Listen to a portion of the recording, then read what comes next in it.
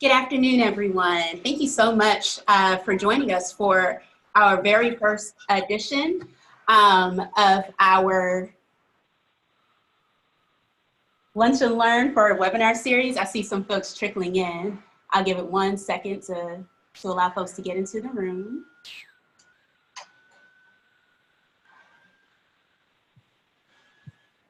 All right, there we go. So again, good afternoon. My name is Stacey Carless, and I am the Executive Director of NC Counts Coalition. And this is just a reminder, if you're on the phone or on your computer, please make sure that you're muted. If you have any questions for today's webinar, please make sure to type them in the chat box. And we will send a follow-up survey, and we do ask that you can participate in that follow-up survey.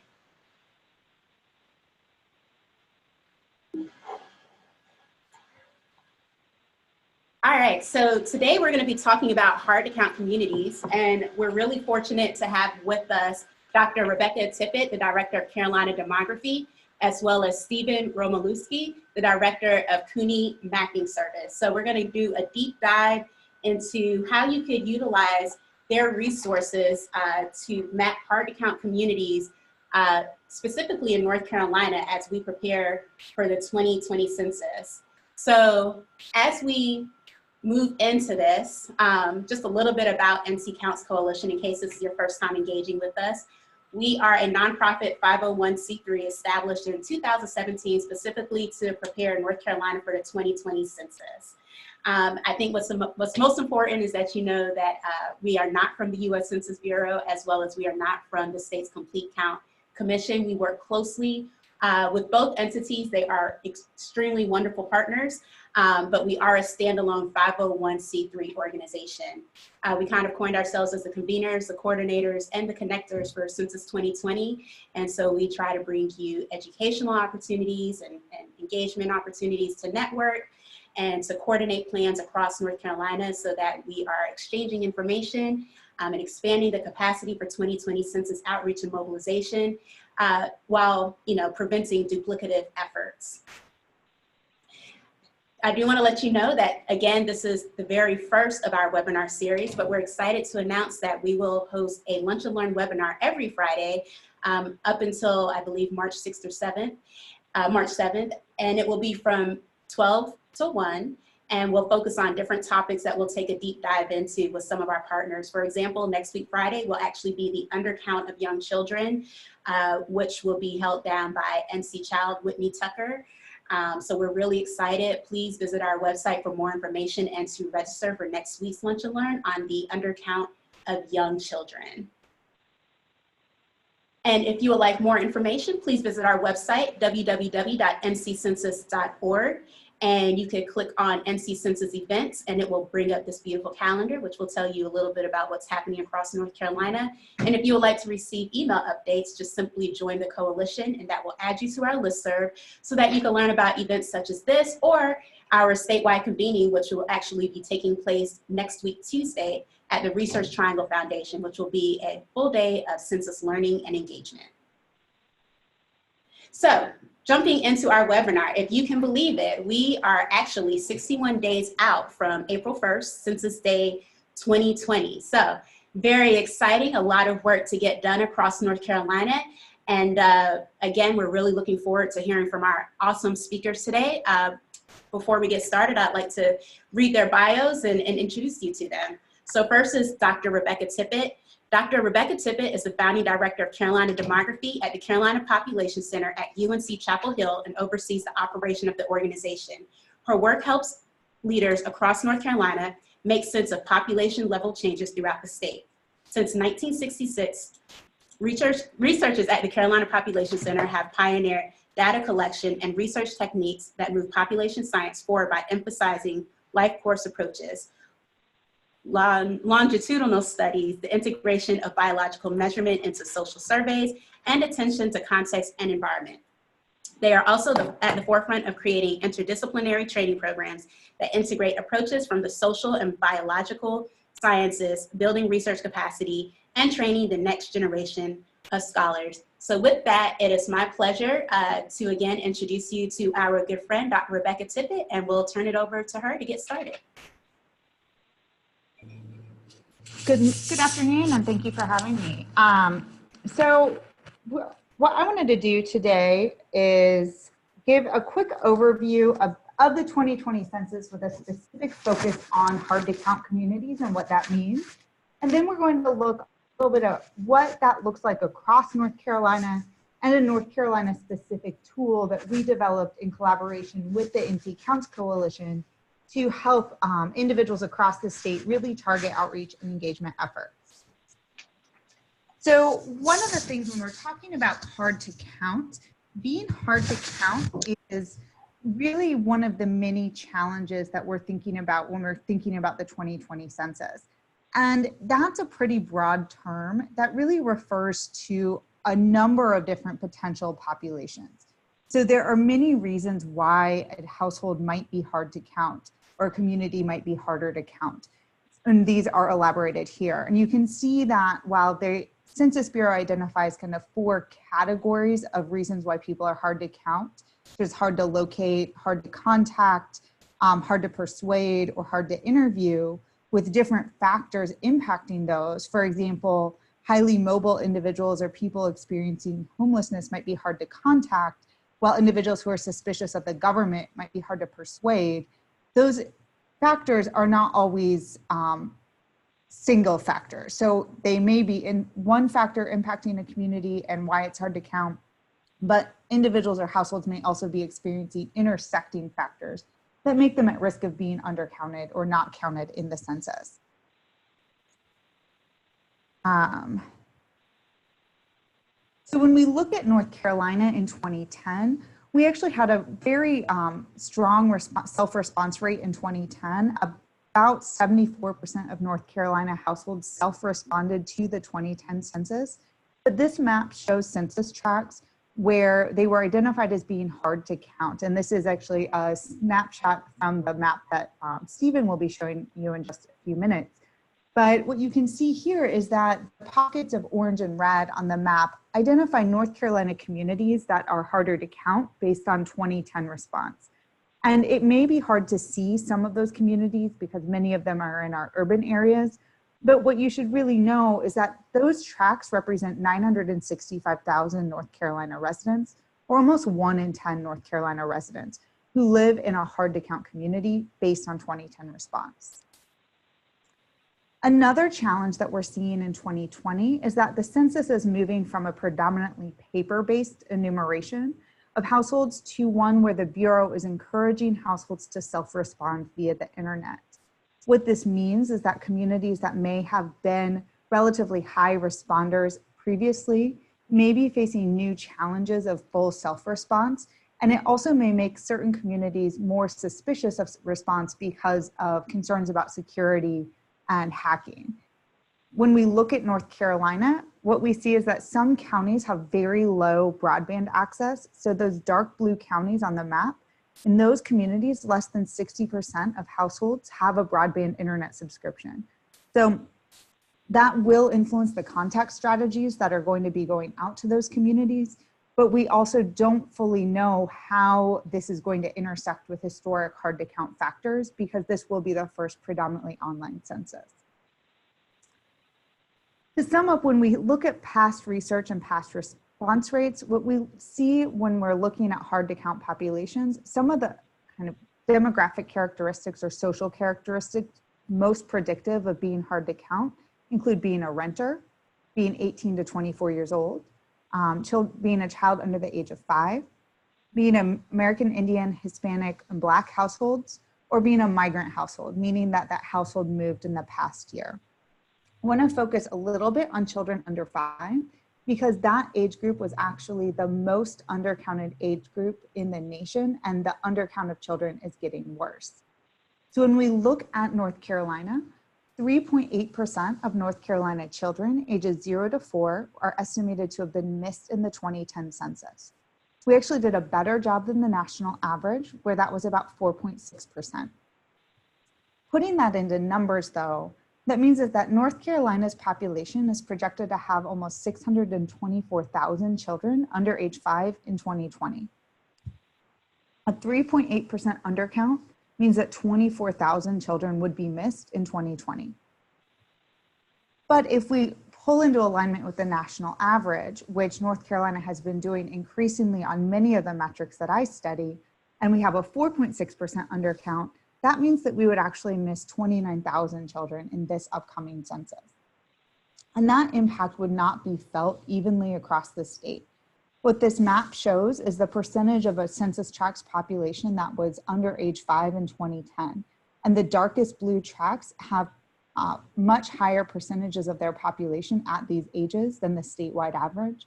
You can see that those populations of children under 5 are heavily concentrated in our urban areas and suburbs, as well as our military communities. So that dark blue cluster in the kind of center of the map is around Cumberland County and Fort Bragg. And now on the east, that's Camp Lejeune, the Marine Corps base. So one of the things when we're thinking about motivating individuals or why people might be hard to count are these attitudinal barriers to participation. And the Census Bureau has what's called the CBAMS report, the Census Barriers, Attitudes, and Motivators Study Survey Report, that they recently released based on in-depth interviews and surveys among potential census takers nationwide.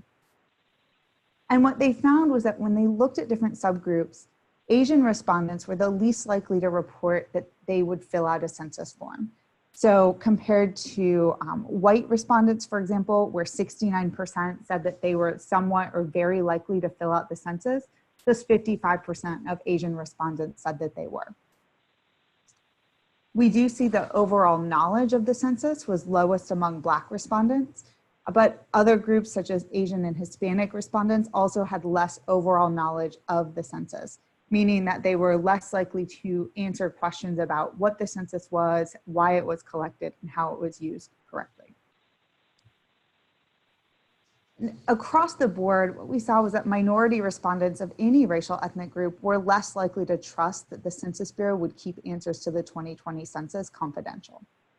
So whereas about 24% of the white population was extremely or very concerned about confidentiality, these proportions were much higher among Hispanic, Black, and Asian respondents. Last, so those are kind of potential barriers or concerns.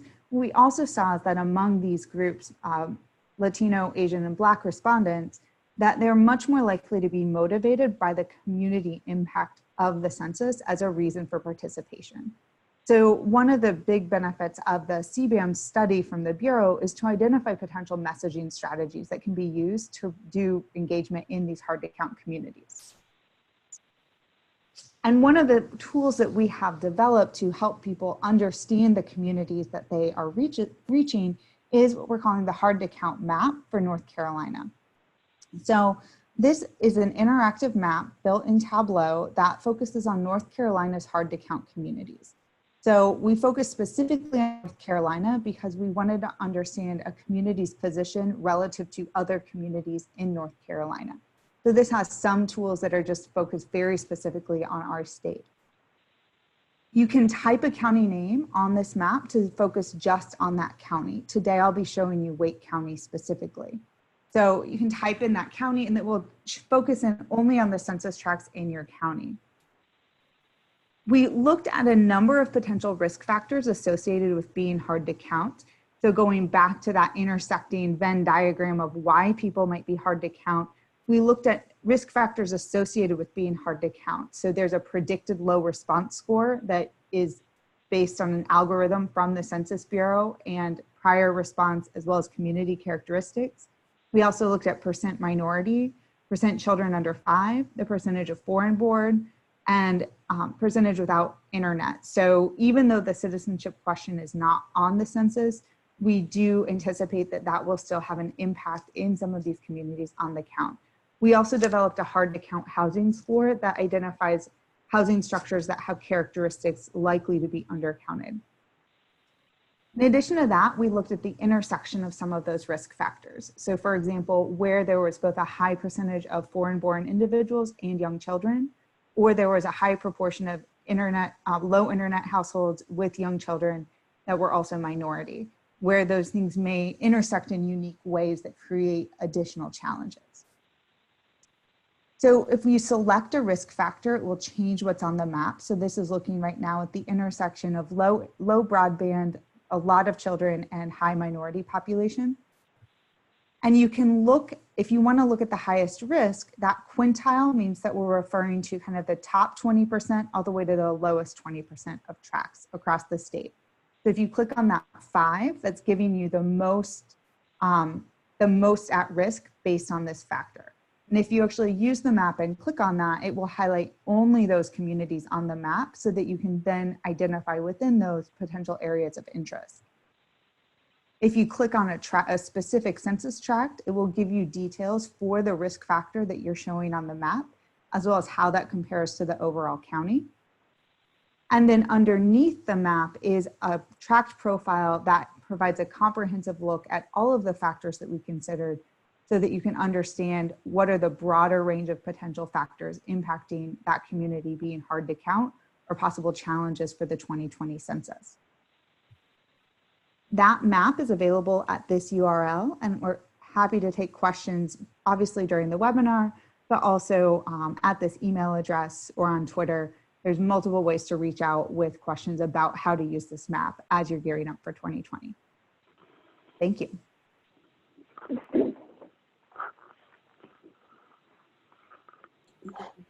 All right, thank you so much, Dr. Tippett. The map is really an incredible resource. We use it all the time here at NC Counts, and I know a lot of our communities across North Carolina have been utilizing that map as well as they start targeting their outreach to look to see, exactly where our hard to count communities are located. So at this time, it's my pleasure to introduce you all to our second speaker, Stephen Romalewski. So Stephen Romalewski directs the mapping service at the Center for Urban Research at the Graduate Center of the City University of New York, CUNY.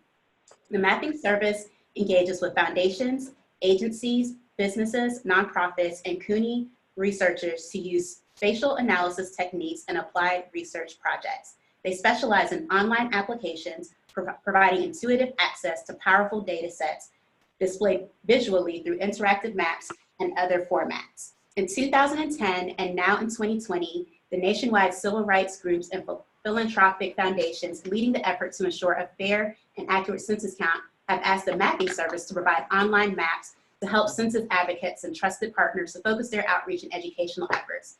The Census 2020 Hard to Counts map is available online, and we're really excited to have this presentation. If you have ever seen me, Stacy, present, you always know I always start with Stephen's map when I give the big picture of North Carolina, as well as looking at the hard to count communities across our state. So at this time, it's my pleasure to turn it over. Thanks so much, Stacy. I really appreciate it. Glad to be here. Glad to be able to talk about the mapping work that we're doing and following up and expanding on what Dr. Tippett discussed as resources for census stakeholders in North Carolina. As Stacy mentioned in the intro, we have been working with a national coalition of philanthropic foundations and census stakeholders to help analyze data and map information and prepare visual analysis and resources for groups around the country that they can use to really prioritize their get out the count efforts for the 2020 census. And so I'll talk about the specific mapping work that we've been doing on a national basis with implications for North Carolina. But first, let me step back for a second and make sure that we're all on the same page as far as understanding how the Census Bureau counts us for the decennial census, because that will provide context for the examples of hard to count populations that Dr. Tippett was talking about, and also for some of the examples that I'll be providing. So what the Census Bureau does for the decennial census every 10 years is they first, the days of having census takers or census enumerators go door to door to every household in the country are long gone.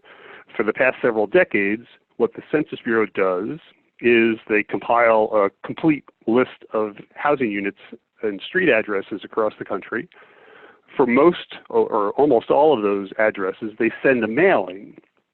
Some of those addresses, they go directly to drop off a census packet, and a small number they count from the start door to door. But for the most part, they send out a mailing.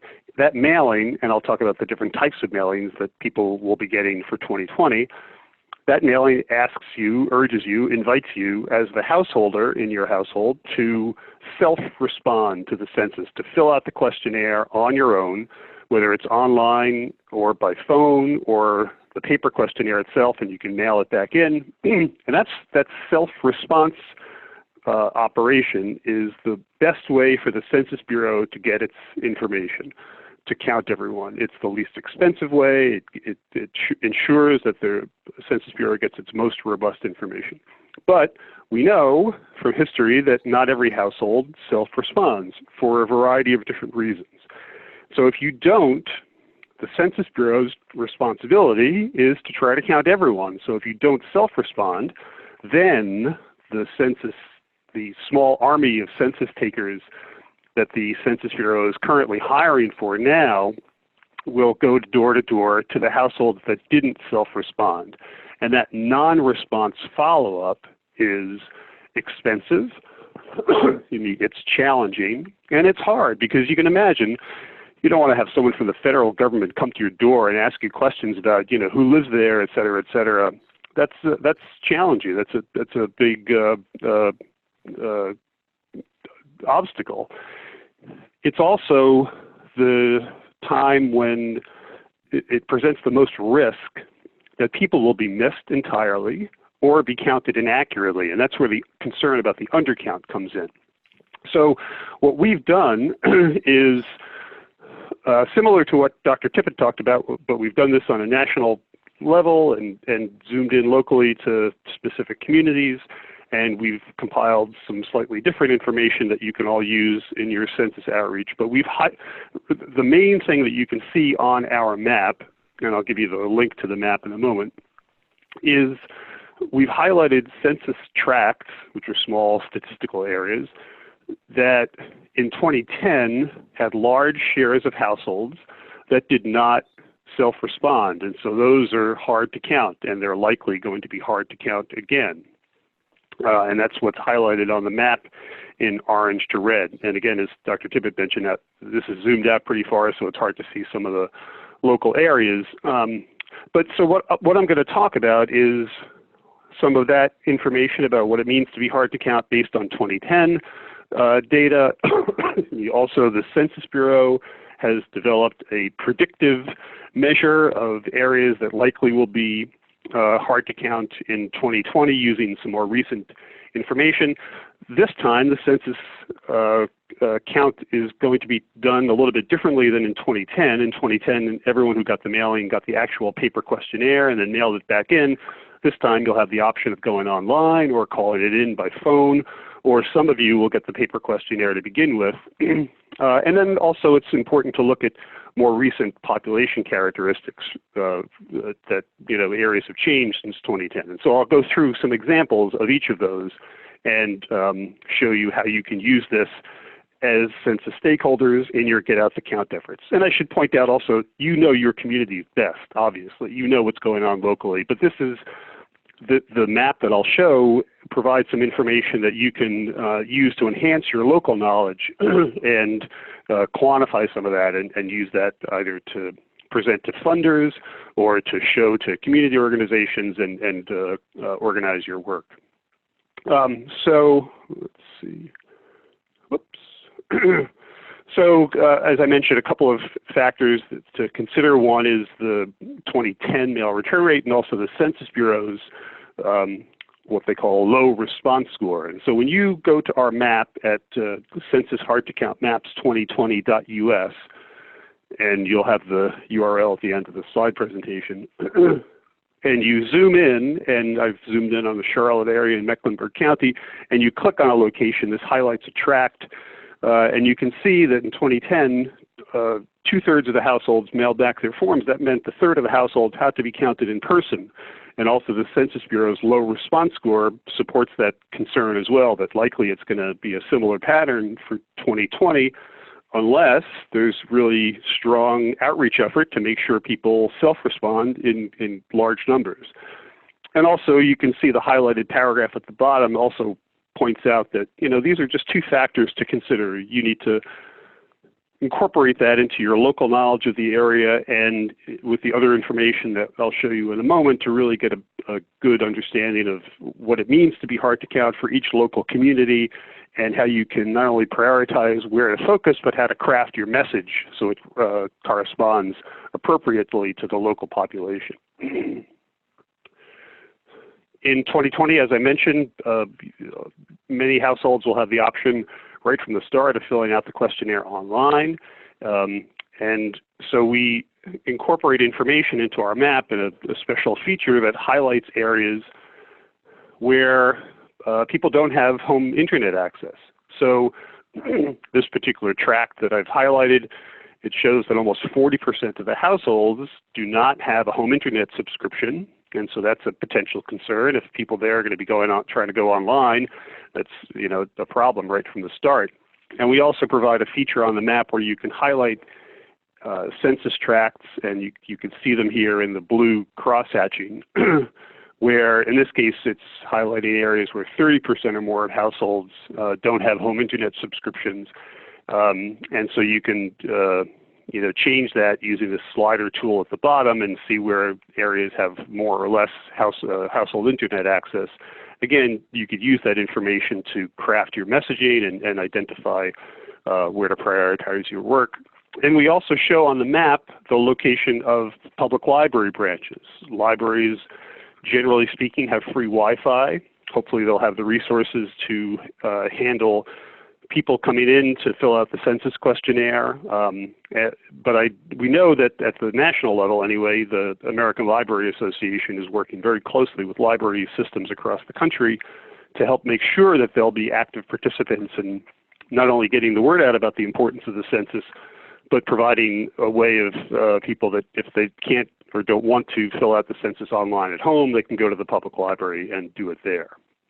And so we show that information on our hard to count map. Now the Census Bureau has this information as well. And so what they've done is they have come up with a strategy of sending mailings that will hopefully take into account some of the concerns about people not having internet access at home. And so you can see this version of the map where we highlight the so-called contact strategies that the Census Bureau will be using. The purple areas on the map are areas where people will be getting an invitation to go online as well as a unique ID that you can use for your household to submit your census questionnaire information online. Areas that are highlighted in green will receive not only that invitation but also the actual paper questionnaire. So if you live in one of those areas, you should expect a mailing in March that will have the paper questionnaire. And so you'll have the choice of filling that out and mailing it back and not even worrying about going online. Or you can, if you wanted to or prefer to, you can go online right from the start. And you can see that sometimes there's good overlap between these areas in blue cross-hatching, which indicate that large shares of households don't have internet at home. But sometimes it's not. So you can see some of the areas that are cross-hatched in blue and also are purple where people won't be getting the paper questionnaire. So there might be special challenges for those communities that don't have good internet access, and they'll get a mailing that will say, here, go online to fill out the census questionnaire.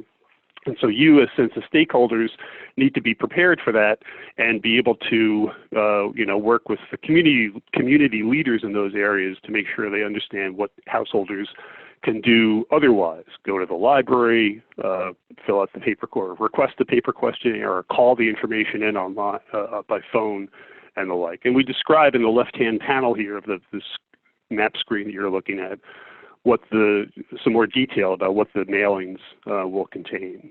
And then it's important to think about, well, how the population in local areas has changed. And what we've done on the map also is for every tract in the country, not just the ones that are color shaded as hard to count based on the 2010 data, but we provide information for populations that are at risk of being undercounted based on historical factors and current political concerns, the climate in Washington, anti-immigration stance, and the like. And so in the left panel here, you can see that, so in this case, there are large shares of populations, people of color in this particular tract, and almost a third of the population are recent immigrants.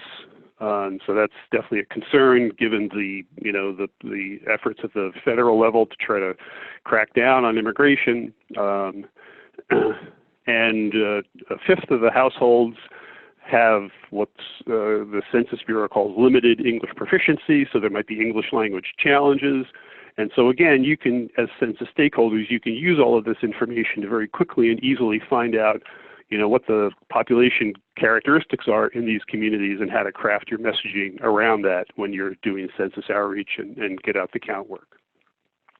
We've also added the ability to not just click on individual locations, but to do kind of an overall search based on these population characteristics where you can see where these areas are based on whatever population concerns you would like to focus on. My apologies, I'm getting over the flu. So you can see in the next slide how you can do this search. And in this particular example, we've highlighted tracts in Mecklenburg County where the share of kids under 5 by tract is 10% or more. And we give you a list of the tracts, we highlight them in blue on the map, and so you can see if there are any concentrations and patterns. If you're going to be focused on trying to make sure that there's no undercount of young children, you could use this information to figure out where to go. And I think Stacy mentioned that the next webinar that they'll be doing will be focused on that, that concern. And you could also combine factors. So this slide shows an example of a search that highlights census tracts where the Black share of the population is 30% or more and where 30% or more households have no internet access. And so again, you can use this to tailor where you should be focusing your work and how to create the right messaging that's attentive to the local population concerns in the context of the census. And then you can see at the bottom, you can download the data for these selected tracts and use that for your community organizing work. These are just some examples in this next slide of how to think about how to respond to these challenges that the data might show for your particular community. And then we also give the ability to go beyond the online map, and I'll just go through a couple of these slides quickly. For each county and for each state, you can download a list of census tracts and also information on how to create your own maps of the data. So this is an example of the PDF version of the map that shows the hard-to-count tracts in the county, and also the Excel spreadsheet that has all the information about those tracts. And you can then, you don't need computer mapping. You could just do this eyeballing of where the tracts are versus what the information is. If you have GIS, though, or computer mapping work, computer mapping experience, you can combine this and make your own maps of the information that you could use for your analysis. And we give you detailed information about the data sources, and so you could really understand the information that we've provided. You can see on a statewide basis or zoomed in locally what the patterns are of how the Census Bureau will be contacting householders starting in March. And then once people get the mailings and they start responding, hopefully a lot of them start responding on their own, the Census Bureau will be publishing day by day the share of households that have self-responded. We and the Census Bureau and probably other organizations will be incorporating this information into our map. And so you'll be able to see on the map the areas that are doing relatively well in terms of their self-response rates, where the laggards are that are not doing as well, and how that's changing day by day. So you can use that in almost real time to figure out how to change your strategy and how to reach out to areas that need more help than otherwise.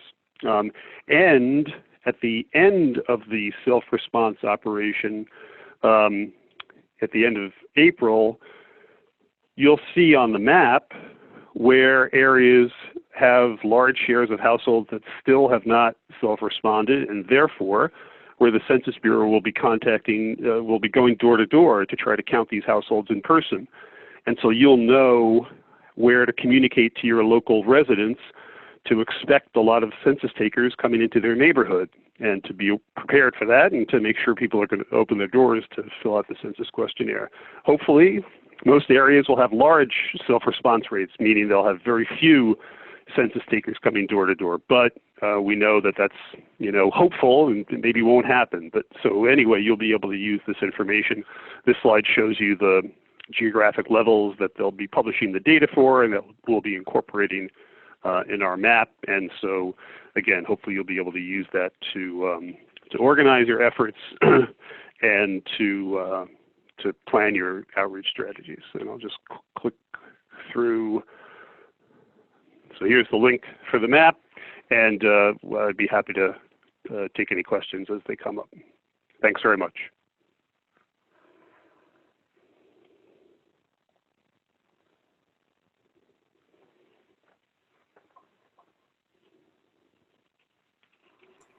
Okay, there we go. Thank you so much, Steve, for that great information. I always enjoy playing around with that map because it has so much function and different abilities. And it's personally been helpful in writing some of my grant proposals for 2020 census. So thank you for that awesome information. So we will now go to our questions. One second. All right, so Alice Wilson asked, I have heard that the detailed demographic might be changed and cities might not get as detailed data down to block level in 2020. Is this true?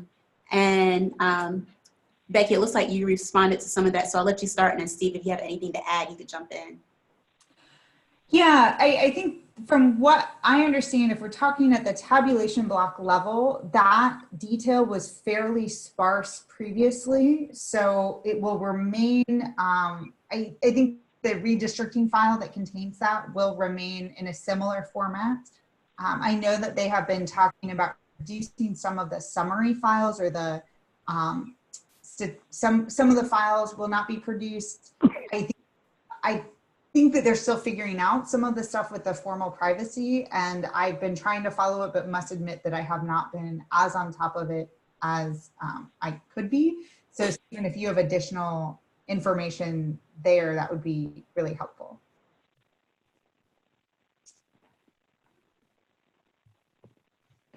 But actually, Alice, to your question, so I shared a link, and I'm happy to share that more broadly, but there's a page 12 of the PDF summarizes what information will be available at what level. Awesome. Thank you so much, Becky. Our next question comes from Vicki Parker. Is April 1st the first day that a person can complete the census?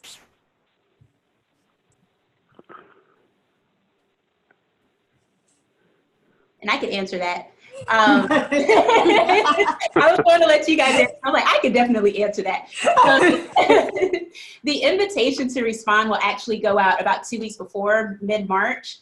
So they'll slowly they'll be on a staggered schedule to arrive in households' mailbox.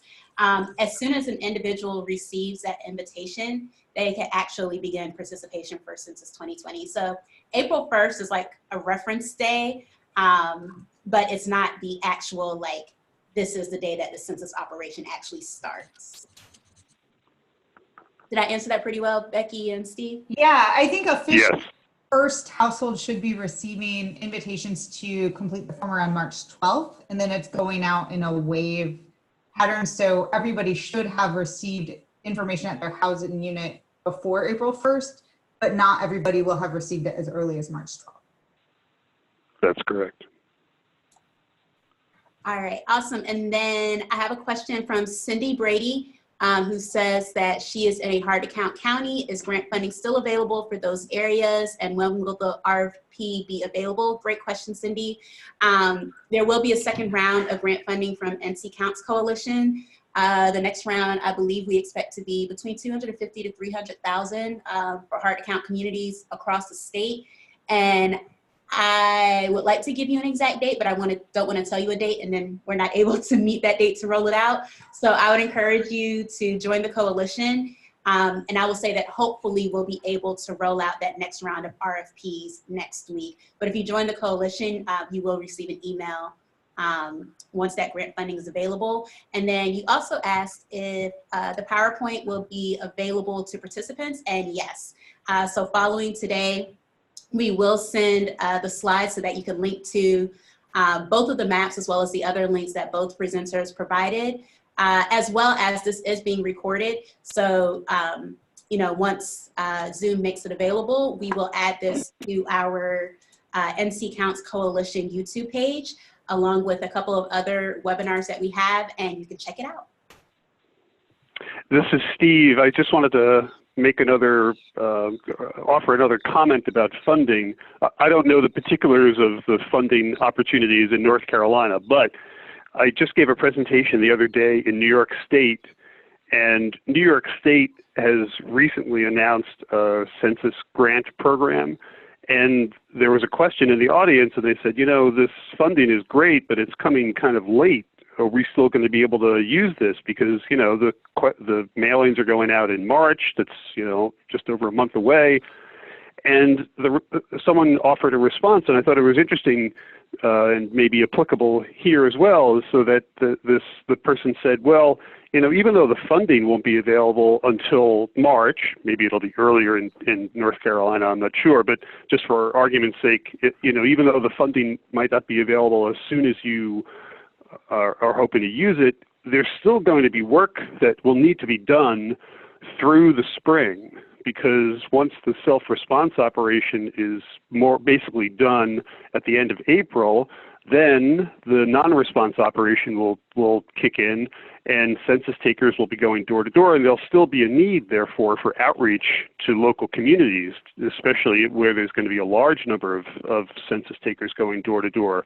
So, you know, you'll still have an opportunity to use funding to support your outreach work, and in some ways it might even be more critical then through May and June than it is leading up to that. So hopefully you'll be able to put the funding to use whenever it becomes available. Thank you, Steve. Thanks for adding on to that. I think that's an excellent point because it does seem like it's kind of late in the game, but yeah, we've got a ways to go before we actually wrap up the census operation. So I do hope that those who are on the call will review the RFP once it comes out. But I would also expect that further down the line, there might be more funding opportunities, and it might seem like it's last minute. But as Steve mentioned, you know, it's a pretty lengthy operation. Another question from Vicky: does a person have to wait until they receive the mailing to complete the census? Did I hear that there's a code that they have to enter? That's a great question. Either of you like to take that? I can answer that, at least in part. So when you receive a mailing that has an invitation to go online to fill out the questionnaire, that will include a unique code for your household. And preferably, you'll use that code when you go online to submit your information or to call it in by phone. And that will ensure that your responses get, you know, assigned to your household based on the Census Bureau's master address file. However, the Census Bureau has said that you don't need the code, that you can, if you have the online link that people will start to get in March, you can go online and fill out the questionnaire, and the Census Bureau says that their online system will be designed so that if you start to enter information for a household that maybe has already submitted the information, they'll give you a warning and they'll say, you know, you don't need to do this, someone else already did this, or they'll they'll try to prompt you to make sure that you're filling out the information for the right household. And then on the back end, they'll check and double check and triple check that to make sure that there isn't duplicate information that's been entered.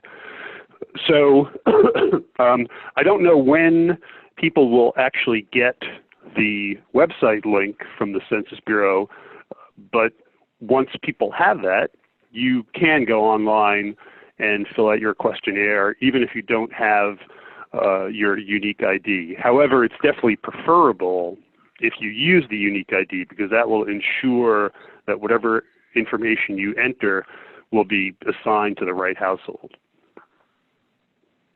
Awesome. Thank you so much, Stephen, for clarifying that for our participants. Any other questions? All right. Well, There's a question online. it looks like, I think that's all of our questions. We had another comment, just someone saying that they're looking forward to the next funding opportunity. And Tanya, we're excited about your block parties. We'll be there with swag. So if there aren't any more questions, I would just ask maybe Stephen and Rebecca, do you have any tips to leave our attendees with as they move into implementation? I would mention that if people have questions about how to use the Heart to Count map, feel free to email us. We're happy to help you put it to best use in your neighborhood, your areas. Also, next week we'll be adding information that the Population Reference Bureau has prepared that will highlight the risk of undercount to young children, tract by tract. So that'll be some new information that we'll be adding next week, and they're going to put out a big news release on it. So we'll be sure to share that with everyone. Awesome. And we'll share that out with you all as well. And similarly, feel free to reach out to Carolina Demography at demography@unc.edu, because we can help you with North Carolina specific data questions, especially if you're trying to use some of the North Carolina specific data, or you have questions about what's in our mapping application that may be a little different. We're happy to help you with that as well. Wonderful. Well, with that, I would like to again thank both of our speakers for that excellent overview. I want to thank all of you who attended today's Lunch and Learn. Again, this is our very first Lunch and Learn of our series. I hope that you all will all join us next week as we dive in a little bit deeper on the undercount of young children with NC Child. And again, just a reminder, please participate in the follow-up survey, as well as we will send the presentation to all attendees with the link to the YouTube page, that if you missed any part of it, you can go back and watch it. I look forward, hopefully, to seeing many of you on Tuesday for our day-long conference for Census 2020. The agenda is on our website if you're interested in learning more. But other than that, thank you so much for joining us, and enjoy the rest of your lunch hour. Bye.